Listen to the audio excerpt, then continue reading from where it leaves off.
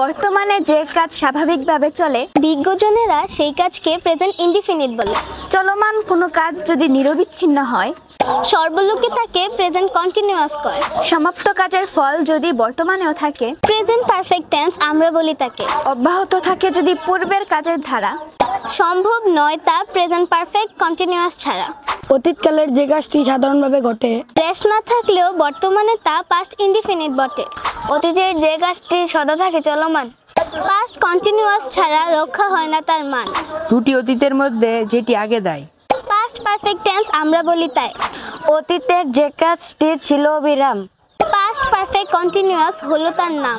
ভবিষ্যতে যে ঘটনাটি ঘটবে সাধারণ ফিউচার ইনডিফিনিট তার হয় যে নামকরণ। ভবিষ্যতে যে কাজটি ঘটবে অবিরত ফিউচার কন্টিনিউয়াস টেন্স আমরা বলি শত। দুটি ভবিষ্যৎ কাজের মধ্যে আগে ঘটবে যাহা ফিউচার পারফেক্ট টেন্স আমরা বলি তাহা।